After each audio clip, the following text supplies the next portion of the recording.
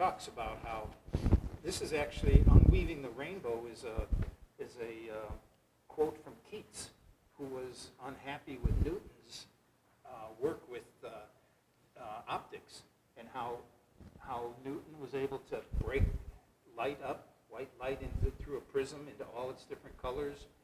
And to Keats and a lot of the romantic writers of that time, that was like science is breaking apart the beauty of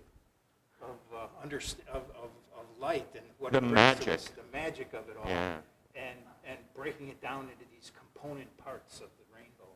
And so he talked about it. One of his poems is talking about unweaving the rainbow, talking about the dangers that science can bring by understanding things and so on. So Dawkins handles it pretty well. I highly recommend this book. He tries to quote poetry a lot in here, because he's trying to bring this awe of wonder and this understanding and this love of science, meaning not to tear things apart and to analyze things to the extent that they're analyzed to death, but it's this concept of as you understand things, you can understand the mystery behind it, the understandings, the things that make the component parts that make up anything in the world. And so he quotes a lot of poets in here, a lot of romantic poets and things, and he works with those understandings of it as well too. I've got a bookshelf with what I believe to be some of the most influential books that I've ever read. And that book is on that shelf. I think that Unweaving the Rainbow is one of his very best books. And so I highly recommend it. I have a book out in the car I didn't bring in. I didn't know you were going to have a whole stack. I was going to bring in... It's a competition, actually. Yeah, I noticed. No, I was going to bring in The Demon Haunted World by Carl Sagan, which talks about the value of science and science versus pseudoscience and whatnot. So, Right. go ahead. And the last one is, I haven't actually gotten this. I got this at your Christmas party. Mm-hmm. We had a book exchange, and I worked real hard to end up with this book about You did. other minds. I did. Peter Godfrey Smith talking about the octopus, the sea, and the deep origins of consciousness. And I thought this would make a nice Science Sunday talk. And I haven't, with everything going on, I haven't really emphasized getting this completed, put ready for a science talk. But some of the ideas in here, too, about other minds and other ways of looking at things. So don't tell Scott what I said originally when he walked out of the room, and we'll spring it on him in a bit. Okay. All right. So, are these opening words you wanted to share? Or? No, it's I just when I want to ambush you. These are kind of, Oh, good. Okay. Well, I had some opening thoughts. So, those of you who've been here earlier in the year might recall that we've covered a couple of I specifically, in some of my talks, have covered some kind of big ideas. One of them is about science misconceptions. I don't know if how many of you were here, but one of the science talks I gave earlier was about misconceptions that we carry around about science. I'll give you one example. I covered many during that talk, but one of them is the idea that your tongue has regions for tasting specific tastes or flavors, or you've got a salty bit and a sweet bit and a sour bit on your tongue, and if you get food molecules on those parts are more sensitive to those tastes. Have you all heard about that? Right? Maybe you learned about it in school even. Well, that is incorrect. Your taste has taste buds all over it that respond to all kinds of tastes. So you don't have specific regions on your tongue. So that was one of several topics that we went over about misconceptions that many of us likely still carry around with us. But science has been able to correct some of those.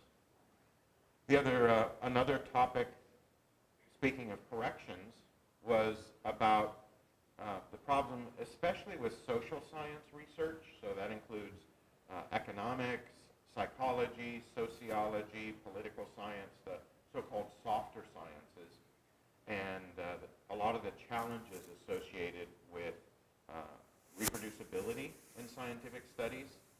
This also applies to physical sciences as well, but it tends to be more of a problem in the social or softer sciences. You typically are encouraged to do novel research, discover new things, come up with new propositions, and there's not a lot of incentive built into the scientific processes that we follow across the world to do follow-up studies, to make sure that whatever was asserted is correct. And so sometimes you'll see corrections or redactions, but another part of that is that, especially if it's a very interesting study, you'll often hear about the beginnings of it. You know, oh, we found the one that Mike and I particularly enjoyed was the superhero one. Mm-hmm. Yeah, there was this study that came out, I don't know, 10 years ago or so, that if you were to pose heroically before a challenging event or a speech you were going to give, that would help you succeed in your delivery of this very important topic. Well, it turns out that that's bunker, right? But it was sure fun, right? And the interesting thing is that in our culture, the initial reporting of that assertion about being heroic, posing heroically, that made it all through the media, right? That was easy to find stories about that. But the retraction of that, the fact that that was not able to be reproduced and certainly shown not to be, in fact, true, you hardly ever heard about that. I think of the story, the researcher from Australia who found a link between vaccines and autism, right? And how that spread around the world and became everyone, you know, and the effect it had on so many people that were going to be careful. And for a while it worked pretty well because, first of all, we were still at herd immunity stages because so many people are getting vaccines. But now as it's changed and even though it's been retracted and said it's retracted, you cannot convince people that that's not happening, or a certain amount of people, and enough people that there isn't herd immunity in many places now, often in fundamentalist religious places and so on. So in Texas and South Carolina, there's immense measles outbreaks going on right now, and it's tied into a lot of this stuff that's going on that's denigrating the value of vaccines. Right. So that was kind of a theme throughout several of the science topics that I conveyed this year, was about misconceptions and the value of correction, the correction within the institution of science, and also the corrections within our own concepts of the way the world works. Some of them have really big impacts, like the vaccine issue, or global climate change, global warming. That's another one that has huge impacts. So we thought it would be nice to have a conversation between us and between all of you today about why is science important? Are there ways in which scientific research or scientific education is more harmful, right? Is there a context in which science and the pursuit of science can be compromised as a value to society? One thing that comes to my mind quickly about that are things called paper mills. They're not the places that make paper. They're academic institutions that are incentivized to publish. And researchers and the academicians at these institutions are rewarded based upon the frequency with which and the number of publications that they make in different journals. And so this is called a paper mill. And countries other than the U.S. tend to have more of these than the U.S. does. But, you know, it leads to a lot of schlock, right? A lot of garbage science, things that are not verified, studies that are done poorly, data analysis that is crude or absolutely incorrect. So that's another way that institutionally science can be problematic. is that it can lead to things like the Wakefield paper, the Wakefield assertion about vaccines and their danger. There was another guy was he in the Netherlands, who, I think he was an economist, who wrote a very influential diatribe against the notion of global warming. And this was, I don't know, 20, 30 years ago. And that was picked up widely in the contrarian press. And people who have a vested interest in the fossil fuel industry and other aspects of society. Wait, they sent him money?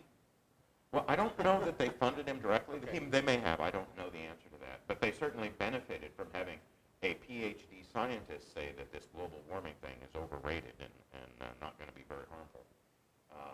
But that kind, that just like the Wakefield paper with vaccinations and anti-vaccination folks, that sort of got the ball rolling. And that theme of, well, it's not so bad, or it's not really happening, or it's natural and there's just nothing we can do about it. It's the sun doing whatever the sun does, and we can't change it. These are some of the responses to the notion of global warming, especially anthropogenic global warming, due to the effects that we are having on our atmosphere. Well, when you talk about paper mills, it reminds me of the study in which I think they got AI involved. Maybe, Laura, you know more about this, but I think they got AI involved, and they just created papers that were BS, that had no real point to it. And these papers were presented and went through peer review and got accepted by peers as something, and they used enough highly scientific words and highly, it was ginned up to make it look like a scientific study, but they created all the sources and the data and everything else, and it meant nothing. It was nonsense, basically. Reminds me of the Sokol hoax. Yeah. Yeah. Aaron Sokol, a physicist from California, submitted a paper to a liberal arts journal. It was, I'm likely to get the title wrong, but it was something like the hermeneutics of quantum interference in social dynamics or something like that. And the paper was accepted for publication in a social science journal. Is it me that's doing that? I don't know. Sorry for all the crackling. We're not making popcorn, sadly. So anyway, it used highfalutin language. And I was asked by a friend earlier this year, I think, Mike, you might have been involved in this as well, asked by a friend to review a paper, an academic paper that was being submitted to a journal. And I think I have a pretty good vocabulary, but this paper was obfuscatory, speaking of a good vocabulary, right? It was deliberately written with language that expanded what could have been a simple sentence into a couple of paragraphs. And when I asked the person who had given me this paper about that tendency, I said, this could be stated much more succinctly and clearly. The answer was, oh, that's just not what we do. Right? That's not the style of papers these days in the social sciences. And borrowed words from physics that had a whole new definition according to them. It was hard to read. Yeah, it was difficult to parse, difficult to extract semantics from the syntax, and I think deliberately obfuscatory. And the person with whom we were interacting confirmed that, yes, it's deliberately written this way. This is the language in which a lot of social science papers are conveyed. And that's really concerning to me because the whole point about science, at least as far as I'm able to perceive, is to give clear, concise, trustworthy answers, or to make assertions or hypotheses that other people can understand, potentially test, but deliberately creating a culture where obfuscation and murkiness is, and you have to throw around a bunch of $50 words in order to understand it. me, that's pretentious, and I think that's dangerous. So is this continuing your introduction? Yeah. Oh, okay. Yeah, I got about 45 minutes to go. All right. So anyway, I think that's it. I wanted to talk about practical science, dangerous science maybe, misuses of science, pseudoscience. That's a whole other big topic, right? Quantum healing. Ooh, that's got to be cool, right? What's the value of pure research? Space science. Why did we put a billion-dollar telescope, a million miles away from Earth? Why are we doing this, right? We could have spent that money on, I don't know, protecting coral reefs or something. And what about particle physics, right? What's the good of knowing how many pieces an atom shatters into, etc.? So these are some of the broader things that I thought might be on people's mind that you may have thoughts and concerns about. And I guess that's it. That's my introduction. I've wrapped it up. Okay, there we go. I kind of wonder if science, I almost see you specifically think that science is an answer to things, right? Science is a way to gain knowledge, to take the questions that we have and go on from there. And I look back at the history of humanity, and I think that it was only a few million years ago that Lucy was wandering the plains of Africa and was this kind of nondescript, another primate walking around. There were many others of other types walking around. Those forebears of us were not on the same place on the food chain as we are. Near the bottom. You sent me an article about an enormous crocodile type of creature, the ancestor of common crocodiles nowadays. But the thing was 16 feet long or something like that, and one of its main foods were these small little primates running around. We were kind of the middle of the food chain. We were worried, very careful about where we walked and when we walked and how we walked and all the things that went on there. And just the fact that we were walking and out of the trees made us more susceptible. I think you look pretty tasty, actually. Yeah. There's also eagles. The crowned eagle with a 7-foot wingspan in Africa now. Its forebears ate our forebears, right? And we were there, this kind of nondescript, just portion of all the biology that was going around there in this time. And what's happened in those 2 million years, and that's made us to be able to sit in a room and have microphones and broadcast out to around the world. Whoever wants to hear us, my sister in Maine tends to listen to these and so on. So to me, do you credit science with that? Yeah, that's an interesting perspective that I haven't previously thought about, so kind of thinking on my feet. I think that natural selection operates in such a way without any guidance, right? There's no overarching plan or purpose to the machinations of natural selection. But any kind of behavioral or physical attribute that a species acquires that gives it a survival or reproductive advantage tends to be maintained by natural selection. And I think there's pretty resoundingly powerful arguments to be made that intelligence is something that natural selection has been evolving, and it just happens to be in hominids. There may be a case to be made that dolphins have a language and dolphins are intellectually sophisticated as well, but they've got a couple things working against them. They're in an aqueous environment, so being able to make fire and extrapolate that into making cooked food or smelting metals and making tools.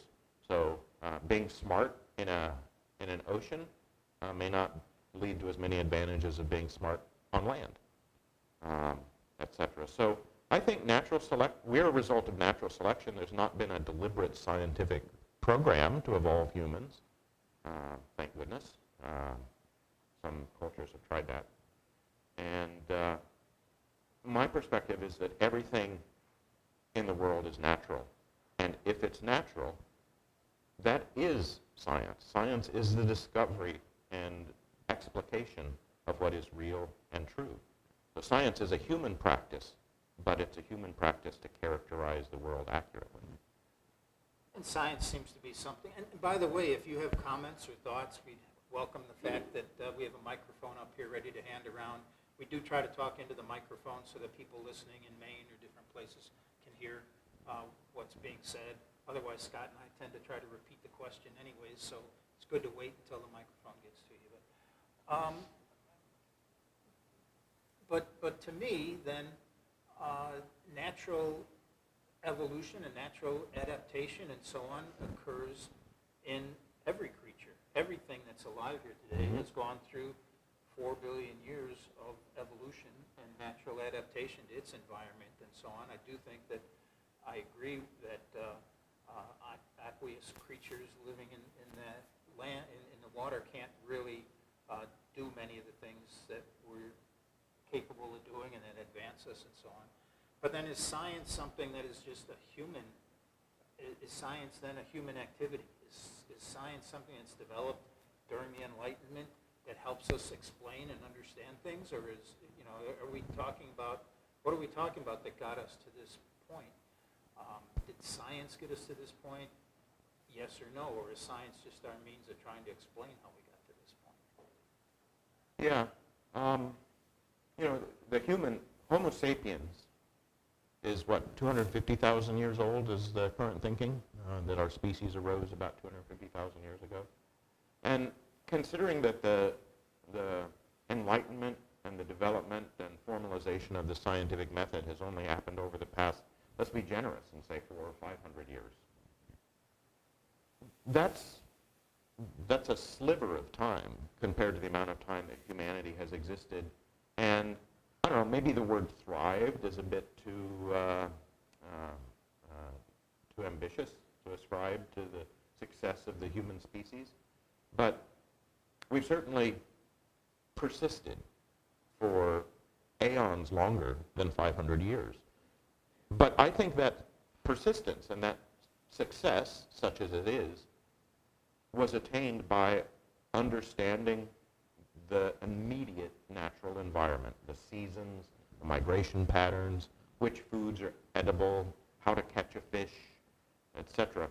And you could say that that was a science. That's natural science, understanding, migratory patterns and seasons and rudimentary understanding of currents. But every animal has their Right. understanding of that, and they migrate and they react to the seasons, and they burrow in the ground, or they go into a torpor or whatever based upon cold or the climate or whatever as well too. Yeah, but we can do it deliberately rather than instinctually. Right? Humans don't have a mating season like a lot of animals. Right? We tend to be able to thrive in nearly any climate. Mine's coming up, actually. Really? Yeah. All right. So, so I think that the human species has been successful insofar as we've been able to learn about and then exploit our natural environment, and that's probably true 200,000 years ago, just like it is today. But the level of exploitation available to us is now on an industrial scale. Looks like somebody had a question or comment back here. I'm going to take the mic. Yeah, you do. Try to get it. Oh, you do? Oh, I get it. To get it. It's like 'cause we have people all over the world. Yeah, they really can't hear you if you don't use a microphone. I appreciate that. Thank you very much. Yeah. Good morning. Thank you for this wonderful series.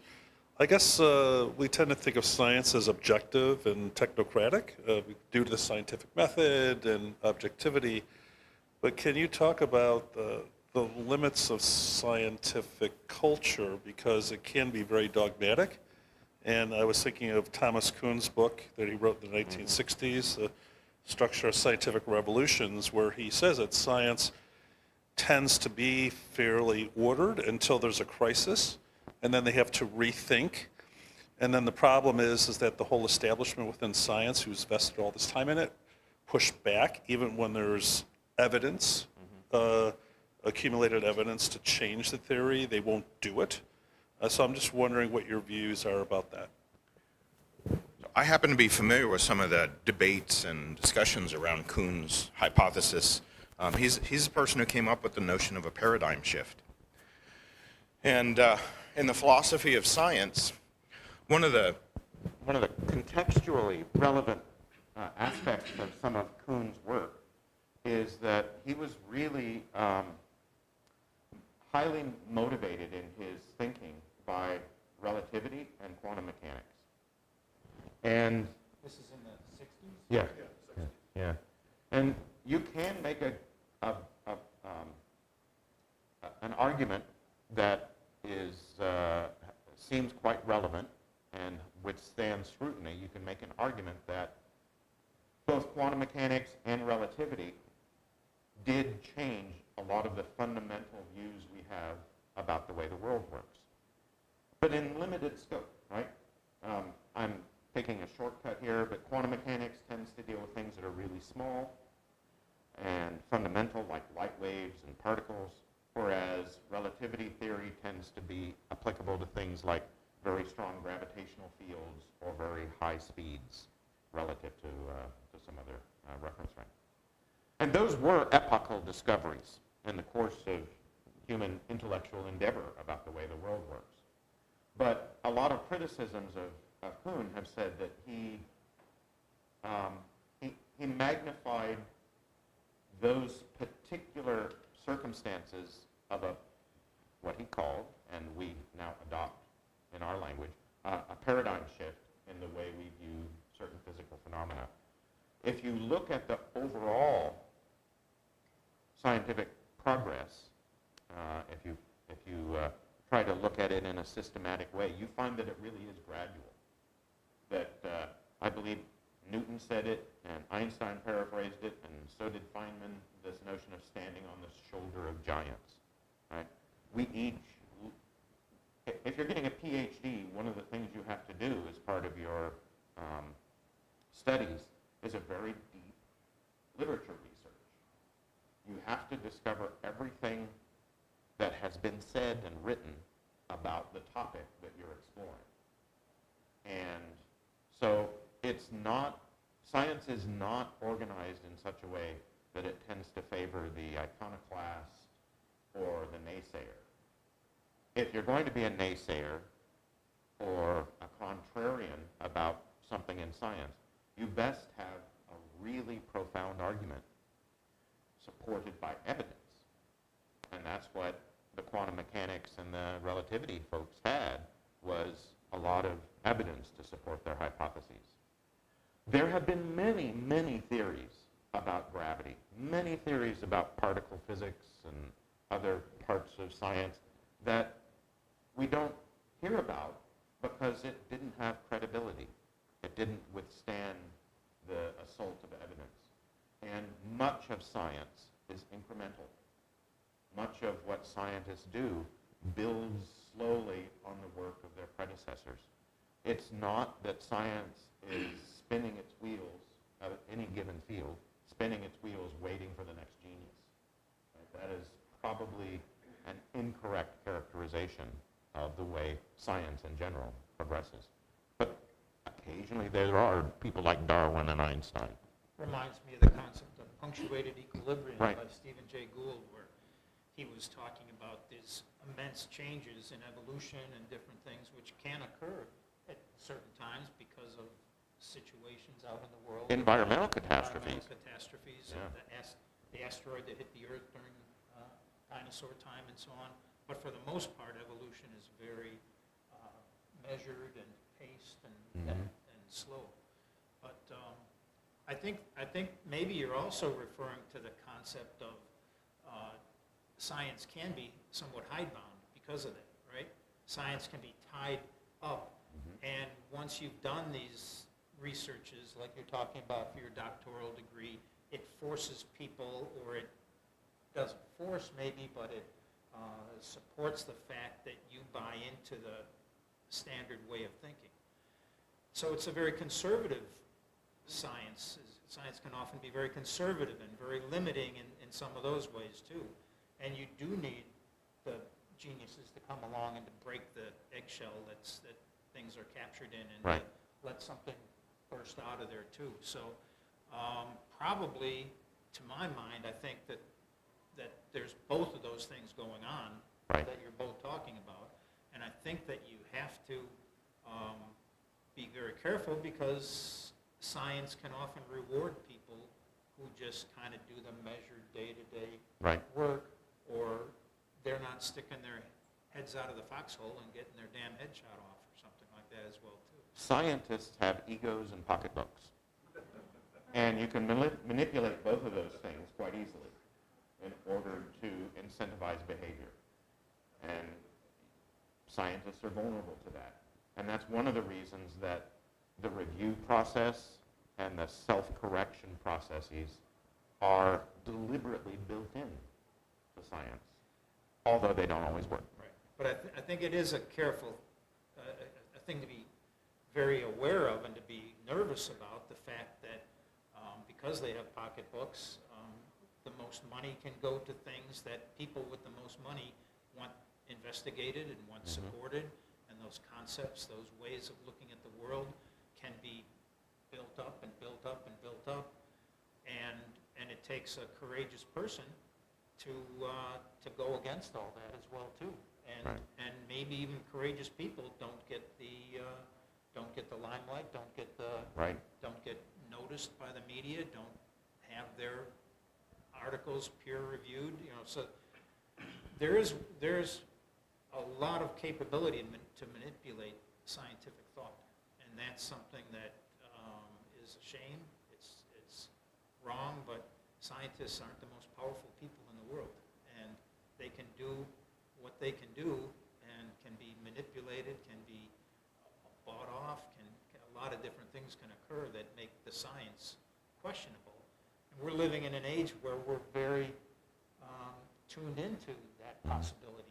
The first thing we hear, if you hear something, we're taught to be not too appreciative of it, not too To be skeptical, accept it. yeah. The skeptics, there's famous magazines that we like to read, Skeptic Magazine, and people look for objective facts rather than subjective facts and prove out this concept,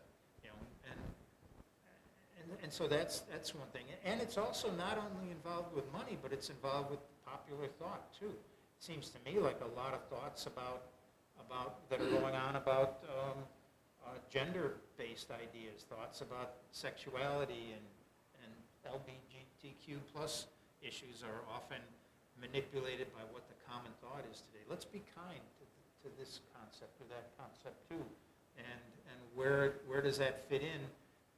Science can be, the objectivity of science can be overrun by the subjectivity that's out there, and you need to be careful and kind and thoughtful. Well, yeah, I mean, I'm a gay person, and so I think I can speak about this even from my perspective. If you start rewarding people for their diverse identities, then everybody has an ego.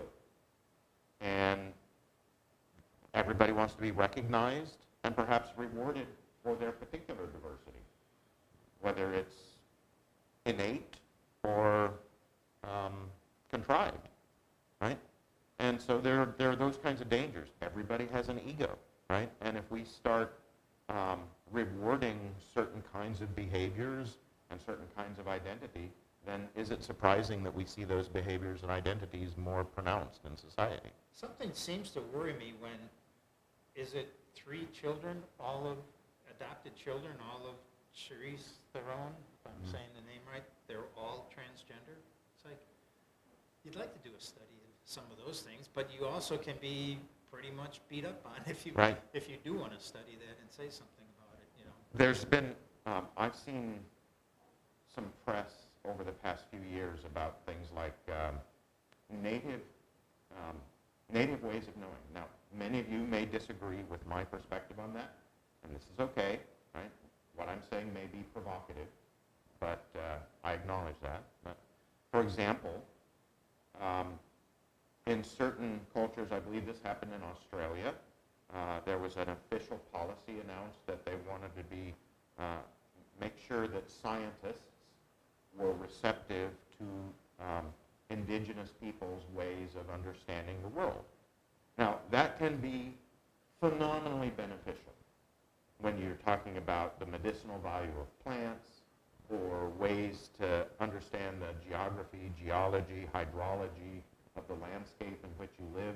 This kind of plant only grows in a place where there's an aquifer, where there's underground water. If I dig down 2 feet, I'm likely to be able to get some water out of the soil. There are aspects of wisdom and knowledge about the natural world that indigenous cultures have that we've all lost. Absolutely true. But when an indigenous culture, and I'm making this one up, okay, admittedly, but when an indigenous culture says stars are the eyes of God, right? Something like that is clearly contrary to what science has determined to be an accurate statement of reality. Should we be giving credence to those kinds of statements? We should certainly approach the people who make those kinds of statements with respect and dignity and humanity and compassion. Every human being is valuable unless they do something malicious, and then we have to, intervene.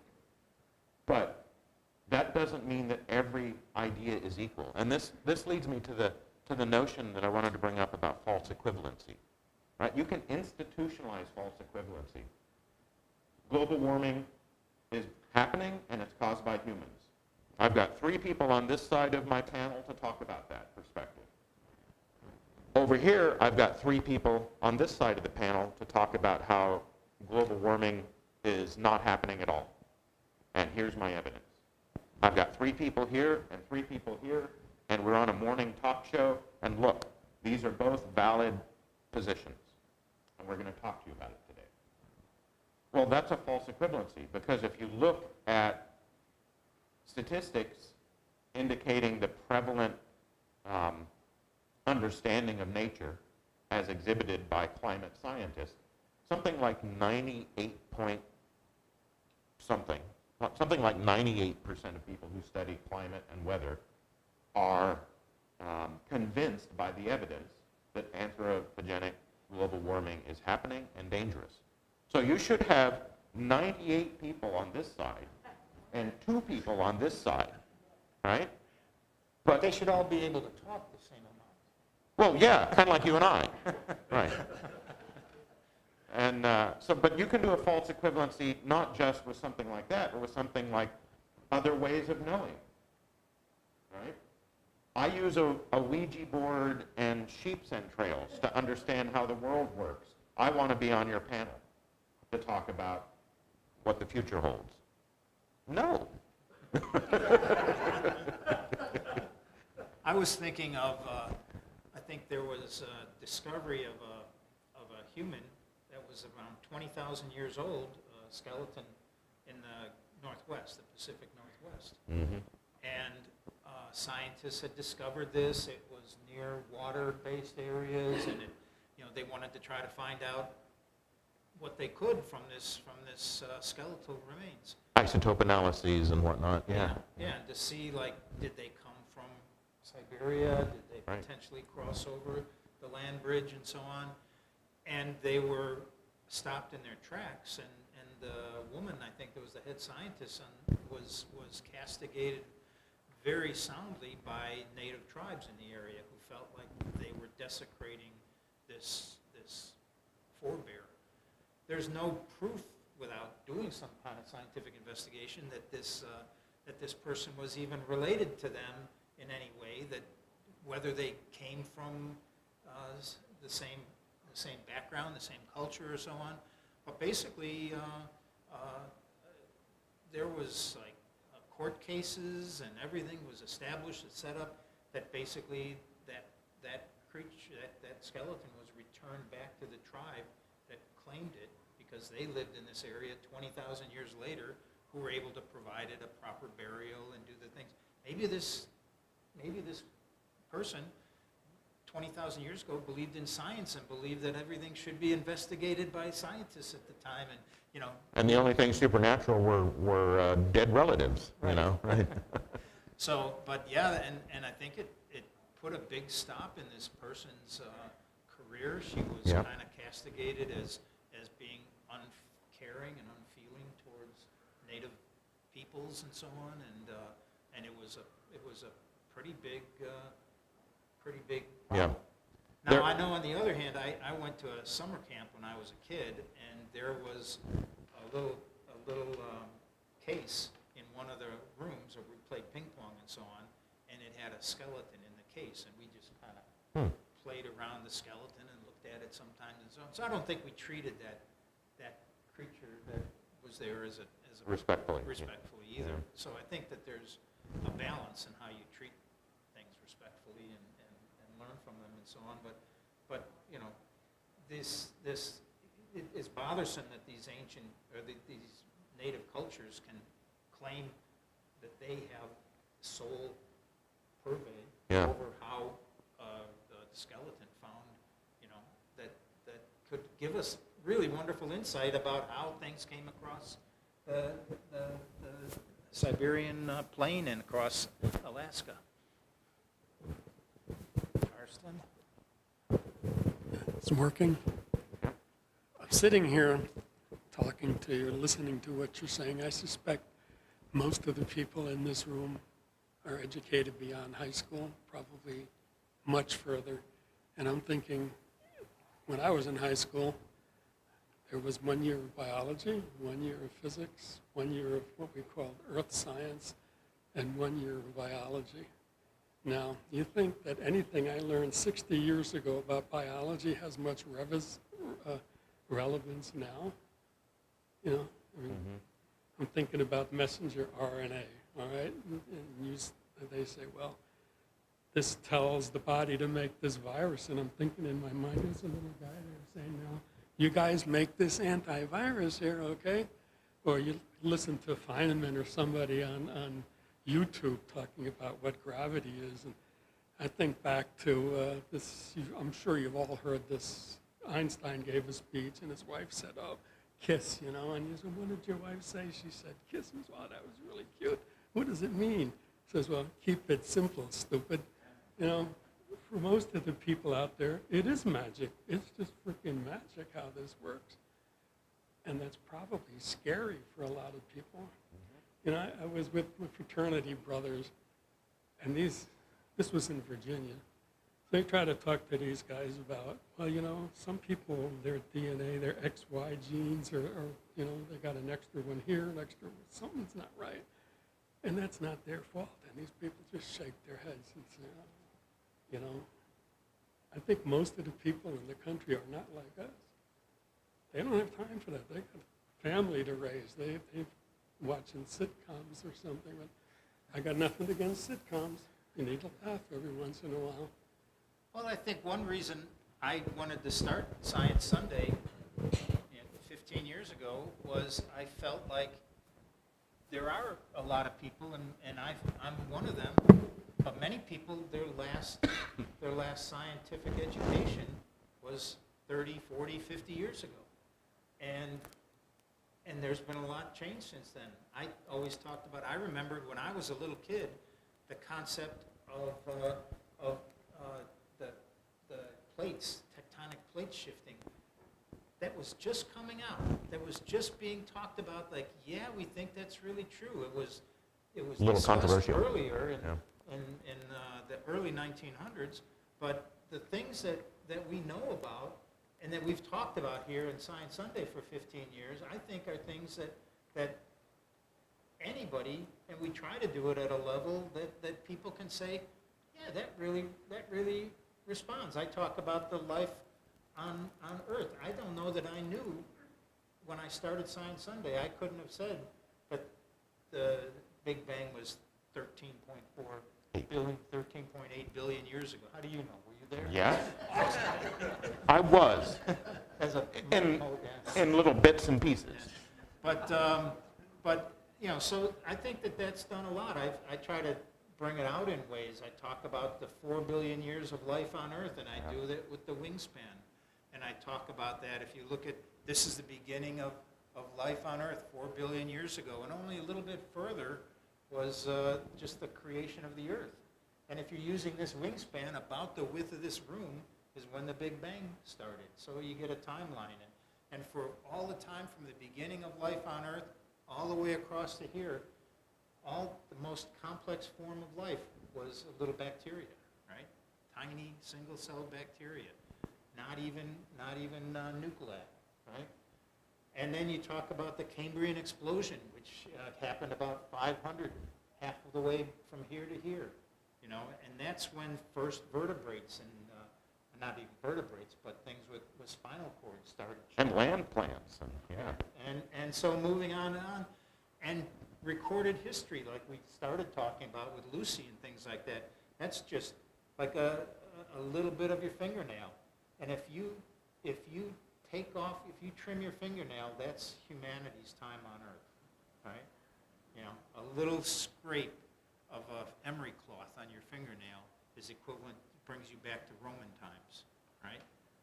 You know, and so I think that it is important for science to have this credibility and to be able to talk with people and have people understand that if you're talking about X and Y and what this means about gender issues and an extra X chromosome or an extra Y chromosome, all those things are fascinating, right? And the wonder and awe of science, to me, is in all those tiny little concepts that make things up. How did we get here? I think, like I started out talking about Lucy walking around just being food for crocodiles, you know, and it's become to what we are now, to me, is phenomenal. And I don't credit science for it. I think science is a way of understanding it. Sure. I think that there were steps, and if I tried to bring the concept of what made computers change from when I was a boy, when they were just a big ENIAC or EVIAC in a room, and you had to write these programs. I went to the U of I, and I had to write out on the yellow Punch cards, right? And one little error anywhere, and your program would blow up. You know, and what made computers able to be used? Everybody here has a computer in your pocket that's more powerful than the computer that got us to the moon in the 60s. You know, it's just phenomenal. And if you think about that, that's similar to what made humans change from Lucy 2 million years ago to what we are now. And so bringing it back to computers, what is it? Do you have a concept of what made computers able to be used like we use them now? Well, I squinted at you a little bit there when you were comparing the technological progress I'll close the loop. vis-a-vis computers Yeah. versus natural selection. Yeah. Natural selection isn't deliberate, and it's not goal-oriented. Mhm. Our It was technological... important to remember, right? Right. I agree. But there was something that made computers be able to be used like this. Intentionality, right? So human agency intervened to say, what if we had an even faster computer? What if we had a computer with more memory capacity? So instead of just remembering a table of 1,000 names, what if this table could remember something about every person on Earth, right? So it's that striving towards more capability, faster computing, able to do more advanced mathematics, able to consume and manipulate more data. But that was all deliberate. That was goal-oriented. Evolution is none of those things. I agree with that. I agree with that. But there was still, in both cases, I think, there was an incident that made computers more relevant. And I don't deny that just the goal and the intentionality of increasing its computer strength. But I think it was graphical user interfaces. No, that's interesting. Yeah. Once there was a development that you could actually get onto a computer screen and you could click Point a and file, wish. point and, Yeah. and that's what it's going to be soon. Yeah. Now we're pointing and clicking, but it's going to be point and wish, not too Yeah. much future. But this development of a mouse and you could click and go on, it wasn't around when I was in college at Yeah. U of I, right? And so once that developed, once that GUI, right? A Graphical more user accessible interfaces. interface, right? A compact way Yeah. for us to be able to communicate and have a computer and a human work in sync, in tandem with Right. each other. It was an immense change. It changed everything. It made Apple products, all Right. these things come out that now you can have a computer at your home, a computer in your pocket, a computer at work. Everywhere you go, there's this capacity to get access to important information. Well, I would even amplify that and say, now we're trending towards a kind of interface where you can simply describe in English language what you want a computer to do, and it can develop its own program to do it. You don't have to be an expert in programming anymore. Right. You can just say, write me a program that will connect to my all of my social media accounts and let me know whenever somebody posts a response. So instead of checking 15 different social media accounts, you could just have one interface to see everything compiled. You could just ask these modern AI chatbots to write a program that would collate all that for you, for example. So now we're getting to the point where you can literally just tell a computer what you want, and it can provide results. You don't have to know punch cards or Python or programming. Right. So now I'm trying to close the loop and bring that back to human development. And granted, and necessarily so, it's not intentional. It's not the same level. It's a whole different development. But there's been a development, in my mind, similar to the graphical user interface that made this capacity go on with developing computers in humanity. What do you think it is? Any ideas, any thoughts about what's made humanity able to develop and grow at such a macroscopic speed? Writing. Okay. Writing, Fire. fire, There's more of us, more people to think. More innovative ideas because there are more people. I'm just sort of recapitulating for those. Cooking, because Cooking? they didn't have to forage Yeah. all day to eat raw food. right? Curiosity. Curiosity, the Yeah. development of curiosity. I mean, raccoons are pretty curious, but no, all good ideas, right? You have one to add? Yeah. Okay. Language, development of language. Once we could communicate with each other in ways that were facile, that were valuable, you could pass on knowledge. The most curious raccoon can't pass on that curiosity to their offspring. Maybe the offspring have it as well too genetically, but it can't teach it. It can't say, like, the garbage cans with the lids open are the best ones to go at, or something like that. They got to find it out all over again, time after time. What we've developed, how do you chip a stone to make it an arrowhead? How do you most effectively cure a hide? How do you, from the beginning, the curiosity, like you're saying, was burgeoned, was supported by this level of the capacity to have language, to communicate, which developed into writing, like you said, and so on too. But that's, to me, if you look at what made humans develop from things trying to escape from crocodiles and crowned eagles in Africa to where we are now at the top of the food chain and getting what we want, however or whenever we want, is the capacity to have language and pass it on. It's the Yeah. graphical user interface of humanity. humanity. Yeah, that's great. One is intentional, one is driven. There is some intentionality to language too, and the development of it. But it's the I've talked about the genetic change that thinned out, that weakened the jawline of Homo sapiens and of proto-humans. Compared to gorillas and chimpanzees, their musculature is so much more immense in their jaw that they can't really communicate and talk. They don't have the facility in their flexibility, in their yeah. body, flexibility. And that was a evolutionary change that had some aspects to it. The larynx and the throat muscles and so on went to positions that allowed language to occur. We're about the only animals that can choke to death. Every other animal The breathing tubes and the eating tubes are separate enough that they can't choke to death. But a compromise so that we could use air to activate our vocal cords, developed through evolution, also came with a risk, a danger of choking.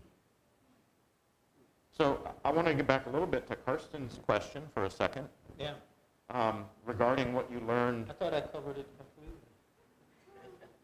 You know, I think you did, but In language.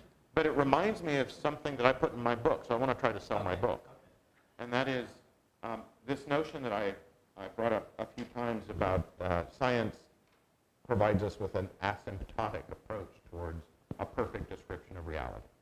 All right.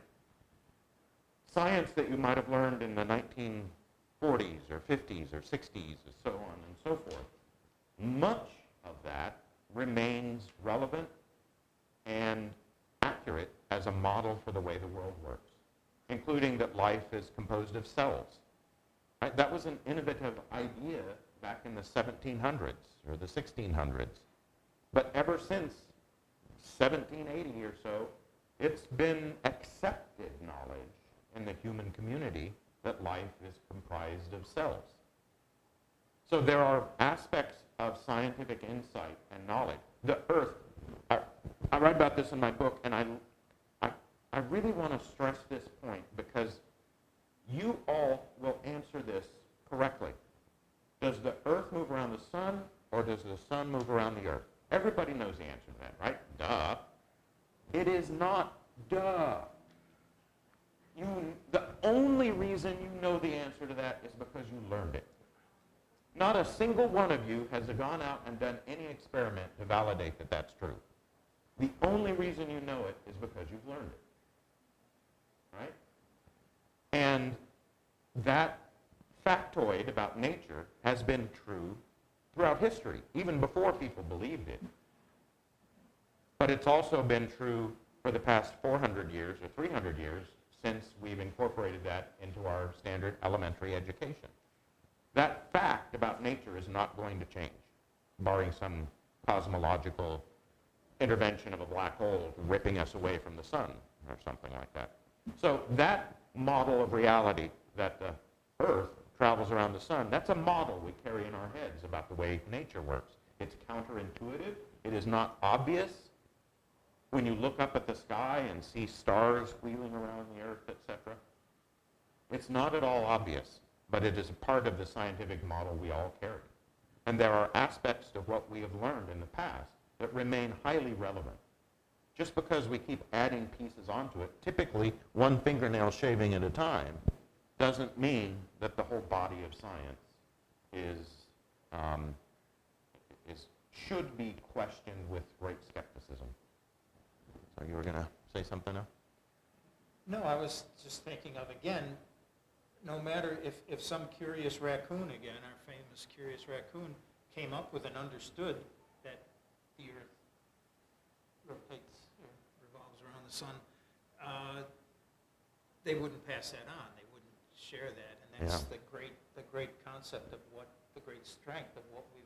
The literature research, that we can do a literature research. Right. We don't have to invent everything. Well, and just tell your children. Right. And just pass it on, pass it on.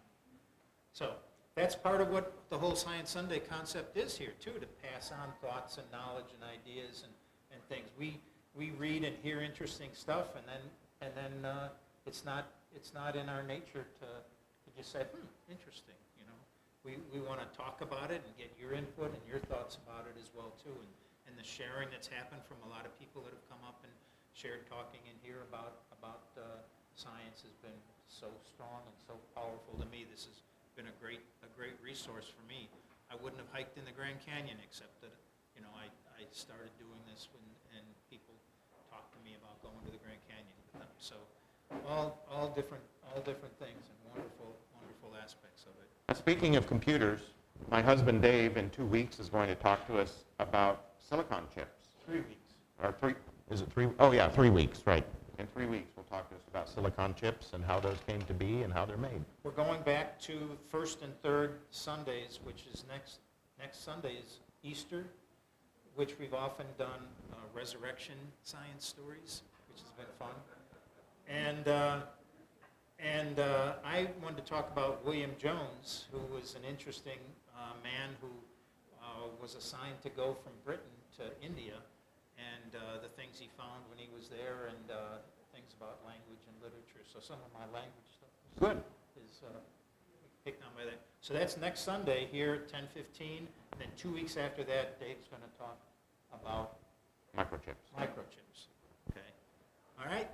Thanks so much, and we're around to talk. And Yep. thank